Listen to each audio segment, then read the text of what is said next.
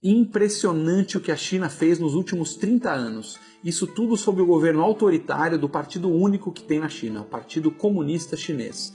Em primeiro lugar, é preciso deixar claríssimo. Fora o nome, de comunista não tem mais absolutamente nada. Não dá para se prender só a nomes. Se fosse isso, o Partido Nazista também tinha a palavra socialista no nome, então seria considerado socialista, porque tinha essa palavra. Não dá para seguir esse tipo de coisa. Na China, os caras sim eram comunistas durante as primeiras décadas e até um pouco depois da morte do Mao Tse-tung, o primeiro líder comunista chinês. E o país passou por miséria e desgraça uma atrás da outra, com a morte de dezenas de milhões de pessoas de fome e devastação econômica. Mas depois da morte de Mao Tse-tung, veio um novo líder chamado Deng Xiaoping, com o lema "enriquecer é glorioso". Ele viu que o comunismo não dava certo em lugar nenhum e começou a desmontar esse sistema e começar a liberar algumas áreas da China para serem capitalistas. Viu na hora que funcionava bem, e aí liberaram geral. Assim, a partir desse momento, a China teve o maior milagre econômico da história humana. Se tornou rapidamente de um país pobre na maior potência do mundo medida pelo poder econômico de compra e continua crescendo mais rápido do que o resto do planeta. Agora, uma coisa são os gráficos e números, e outra coisa é vir aqui na China anualmente durante 20 anos, como eu tenho feito, e ver na real como as coisas funcionam e evoluem. É incrível que a cada ano parece que o país deu realmente um salto para frente. Prédios maravilhosos surgindo por todo lado, estradas, aeroportos, metrôs. Na cidade de Shenzhen, por exemplo, um polo regional no sul da China, os caras começaram o metrô em 2004. Agora, 14 anos depois, já tem quase 300 quilômetros de trilhos. 8 linhas prontas e mais 7 linhas em construções. Tipo assim, a cada ano eles fazem em Shenzhen 10 vezes o que é feito em São Paulo inteira. A infraestrutura está super moderna. As políticas econômicas, como eu falei, não tem mais nada de comunista. Aqui impera o livre mercado, as pessoas podem empreender, fazer empresas, ficarem ricas, se mandarem bem. A propriedade privada é super respeitada e muita gente ficou rica, bilionária, milionária, muita gente conseguiu ótimos empregos e as empresas chinesas estão crescendo e dominando o mundo.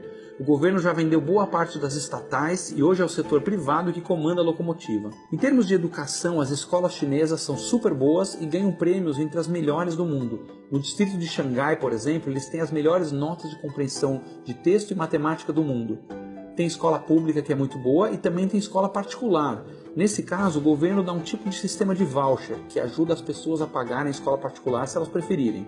Isso é algo que nossos professores de esquerda ficam de cabelo arrepiado só de ouvir falar. Aqui os funcionários públicos são considerados bastante eficientes pelos próprios chineses. Eu perguntei o que acontece se o cara não for competente. E eles respondem na hora. Uai, o cara é demitido, lógico. Quando eu contei que no Brasil é proibido demitir funcionário público, os chineses ficaram de cabelo em pé.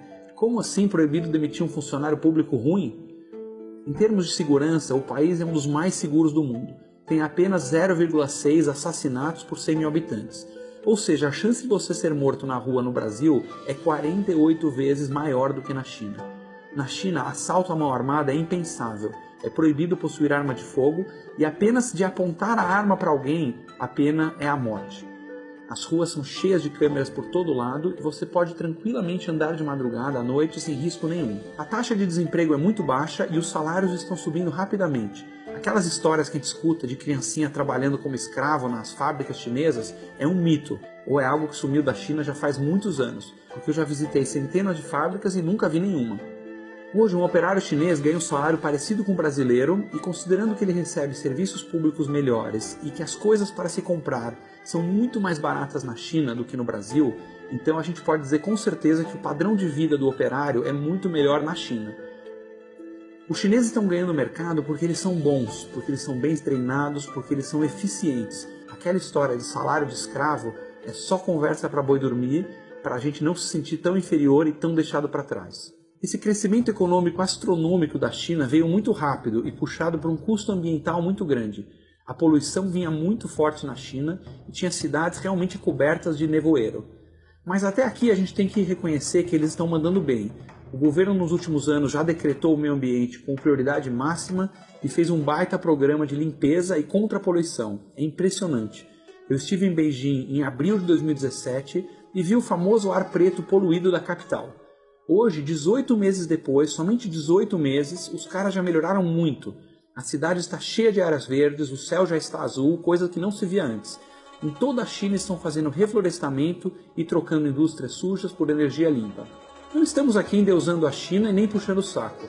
Eles têm muitos problemas e não estamos aqui elogiando o autoritarismo e a falta de democracia, que no caso da cultura da China especificamente talvez faça sentido, especialmente para um país que ainda era muito pobre e está em processo de desenvolvimento. Para um país rico e desenvolvido como na Europa, Estados Unidos, Japão, Austrália, não faz sentido esse modelo. Mas realmente a China é um modelo para o Brasil em vários sentidos, que de país miserável nos anos 70 está rapidamente virando um país desenvolvido. Dá gosto também de ver que os cidadãos, de modo geral, aprovam o governo, aprovam as políticas públicas, podem viajar, têm um alto grau de liberdade, que ainda que você não possa sair à rua dizendo morte ao Xi Jinping, vamos derrubar o governo, esse tipo de coisa não pode, não tem essa liberdade. Mas dá para reclamar de bastante coisa, reclamar de corrupção do governo local. Existe um grau de liberdade bastante grande e não dá para dizer que a China é uma ditadura zona daquelas que a gente tem nas caricaturas.